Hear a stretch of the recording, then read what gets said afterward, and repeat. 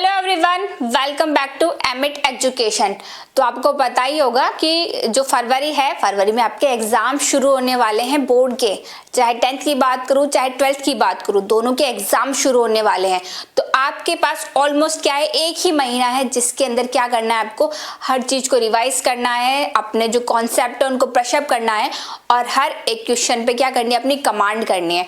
तो हम क्या करने वाले हैं, हम इस एक महीने के अंदर अपनी 12th की क्या करने वाले हैं, फिजिक्स के ऊपर कमांड लेने वाले हैं कि हमें पता होना चाहिए कि कौन से टॉपिक में क्या है ज्यादा क्वेश्चन बनते हैं और जो हमारे फॉर्मूलेज है वो हमें पता होने चाहिए।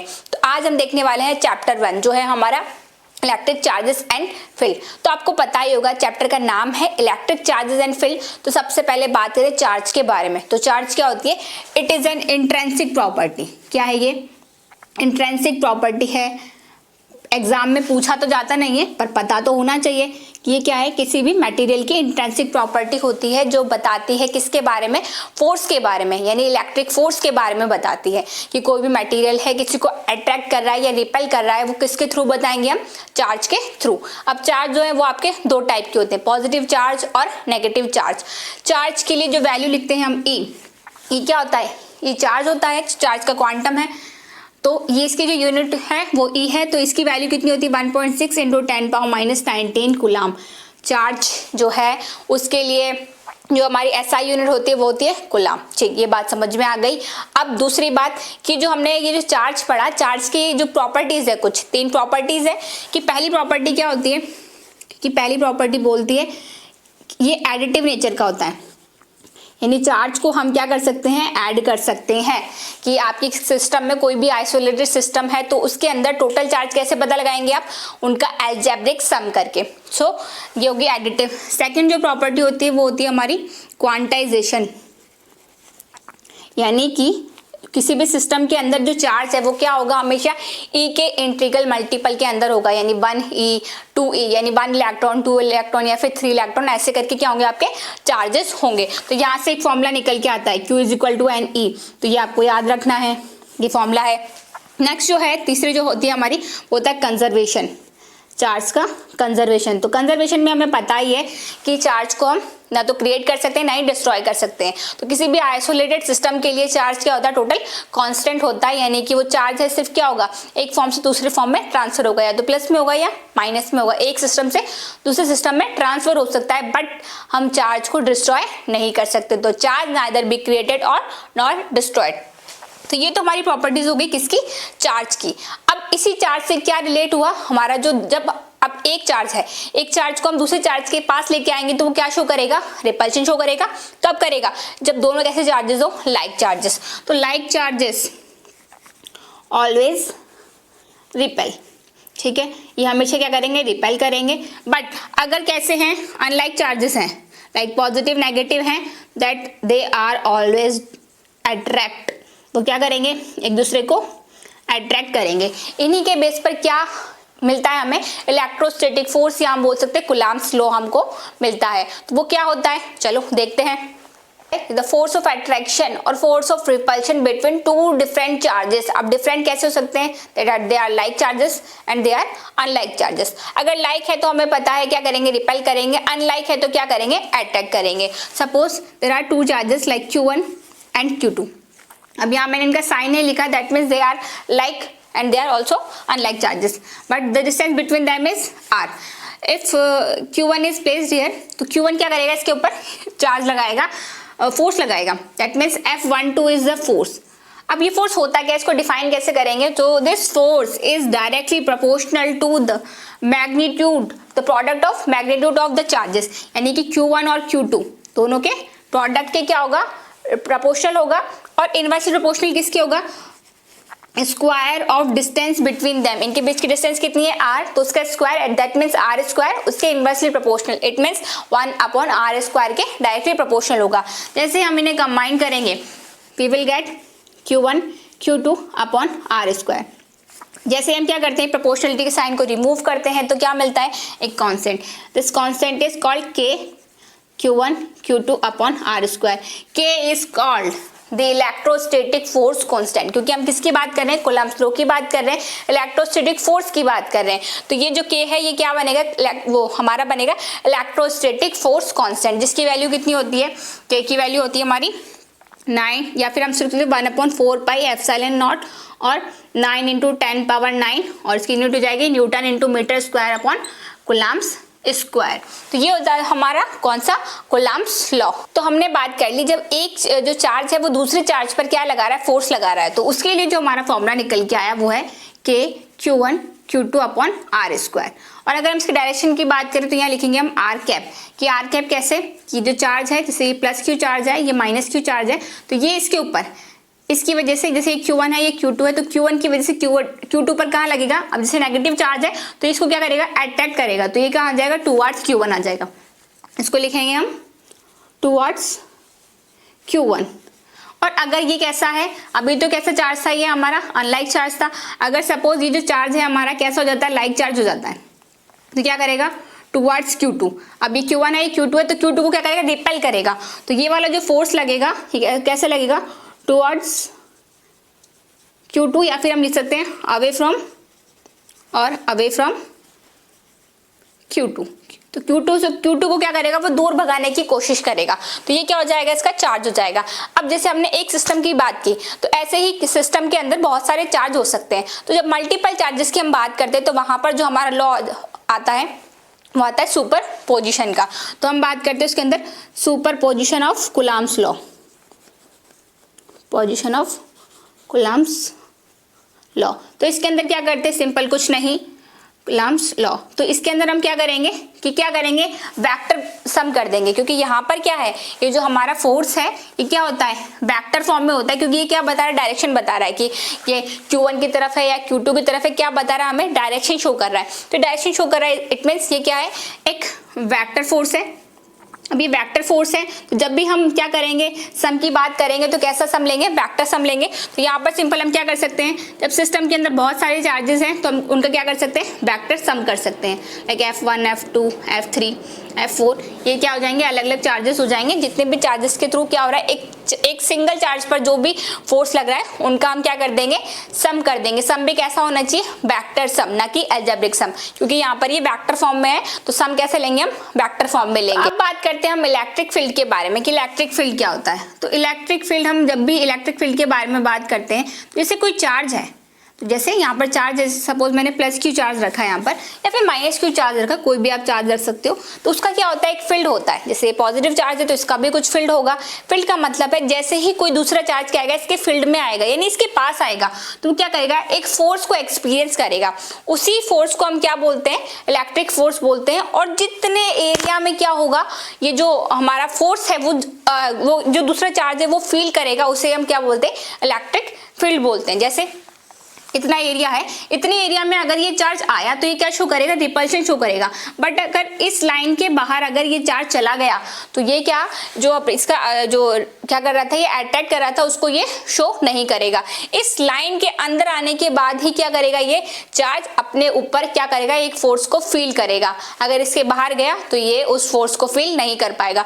तो जितना जो एरिया है यही क्या बताता है, इलेक्ट्रिक फील्ड को बताता है। तो इलेक्ट्रिक फील्ड के लिए हम सिंपल फॉर्मूला क्या लिखते हैं कि E = F/Q0, यानी कि electrostatic force per unit charge, कि एक चार्ज के ऊपर कितना क्या लग रहा है, फोर्स लग रहा है, वही क्या होता है, हमारा इलेक्ट्रिक फील्ड होता है। ये भी क्या होती है, एक वेक्टर क्वांटिटी होती है।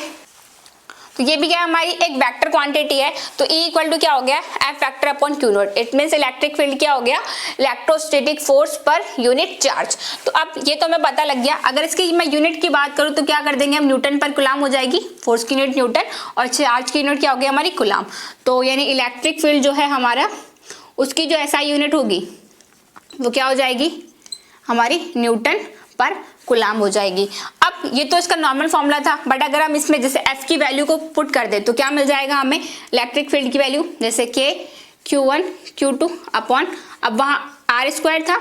अब यहाँ पर कोई ना कोई चार्ज रखना पड़ेगा, तो जैसे मैंने यहाँ पर क्यू चार्ज रख दिया, दोनों को सेम रखा, क्यू नॉट और क्यू क्या क्यू नॉट होता है इसके अंदर टेस्ट चार्ज। जैसे ये वाला जो चार्ज है जो इस फोर्स को एक्सपीरियंस करेगा, ये है सोर्स चार्ज, क्योंकि ये क्या कर रहा है, इसका एक फील्ड है, जिसकी फील्ड की बात कर रहे हैं वो तो होता है हमारा सोर्स चार्ज, और जो क्या कर रहा है अपने ऊपर फोर्स को फील कर रहा है वो होगा हमारा टेस्ट चार्ज।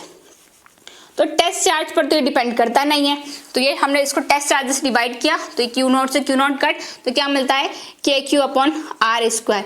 दैट मीन्स जो इलेक्ट्रिक फील्ड है वो जो इनके डिस्टेंस है उनके स्क्वायर के क्या होता है, इनवर्सली प्रोपोर्शनल होता है। यानी कि जैसे जैसे हम क्या करेंगे, चार्ज को दूर लेते जाएंगे तो क्या करेगा, उसका जो इलेक्ट्रिक फील्ड है वो क्या होता जाएगा, कम होता जाएगा। और हमें दिख रहा है जैसे ये चार्ज दूर जाएगा तो क्या होगा, ये जो इसका जो फील्ड है, जो प्लस क्यू चार्ज का फील्ड है वो क्या हो जाएगा, उसके फील्ड से ये बाहर निकल जाएगा।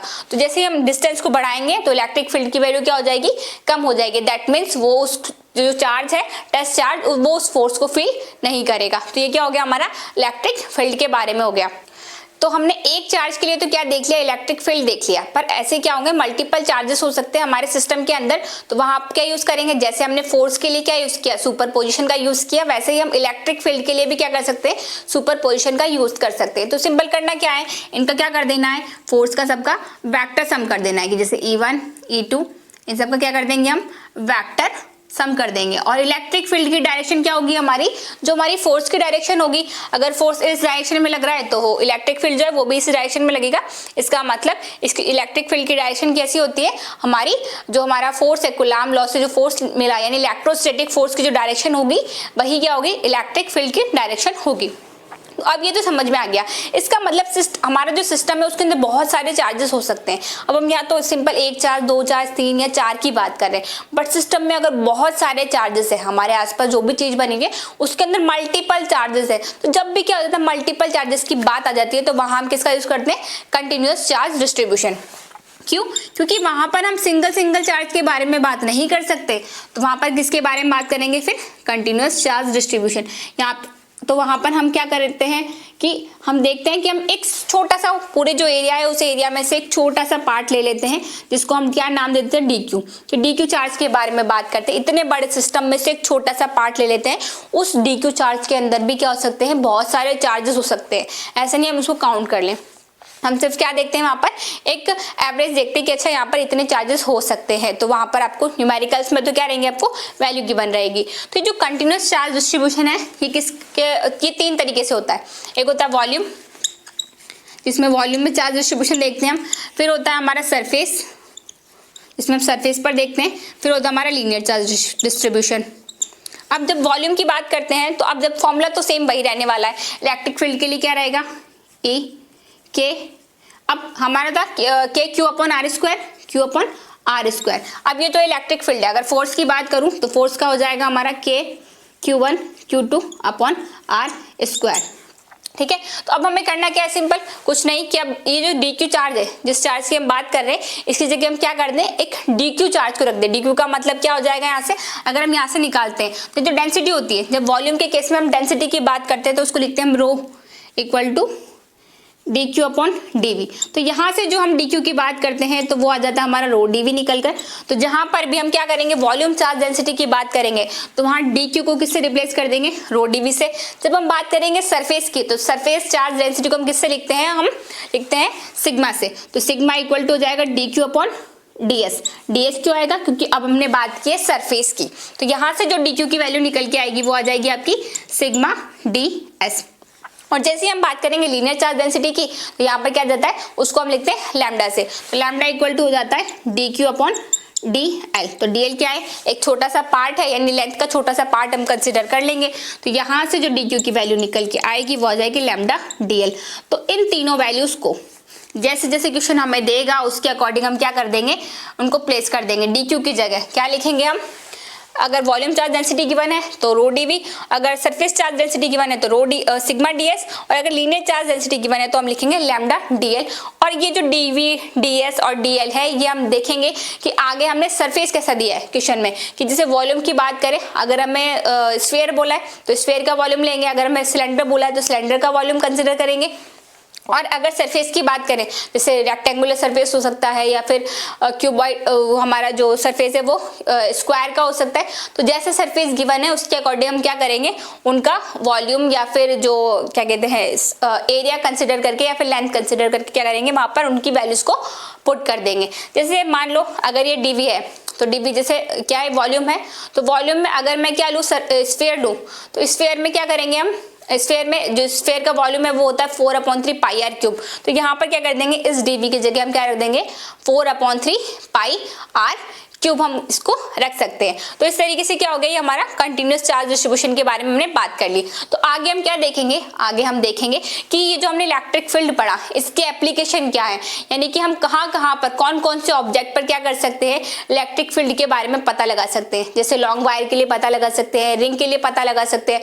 फिर हम देखेंगे आगे डाइपोल के बारे में कि डाइपोल में जो इलेक्ट्रिक फील्ड है वो कैसा निकालते हैं, यानी कि अब डाइपोल होता क्या है, उनके क्या यूज होते हैं, उनमें इन चीजों का क्या यूज है, इलेक्ट्रिक फील्ड का या इलेक्ट्रिक फोर्स का, वो हम क्या देखेंगे नेक्स्ट पार्ट के अंदर देखेंगे। तो ये आपका आज का क्विक रिवीजन था, जिसके अंदर हमने देखा चार्ज के बारे में और देखा किसके बारे में, कुलाम्ब्स लॉ के बारे में देखा, उसके सुपरपोजिशन के बारे में देखा, यानी कि जब मल्टीपल चार्जेस हो जाते हैं तब उनको फोर्स को कैसे एक्सपीरियंस करते हैं वो हमने देख लिया। फिर हमने इलेक्ट्रिक फील्ड के बारे में देखा और फील्ड वो भी उसका भी क्या देखा, सुपरपोजिशन देखा, और देखा किसके बारे में, कंटिन्यूअस चार्ज डिस्ट्रीब्यूशन के बारे में, जो होता है हमारा 3 टाइप का, कौन सा, वॉल्यूम, सरफेस और लीनियर। तो चलिए मिलेंगे अगले पार्ट में कुछ और पॉइंट्स के साथ में और देखेंगे कुछ न्यूमेरिकल्स भी। Thank you.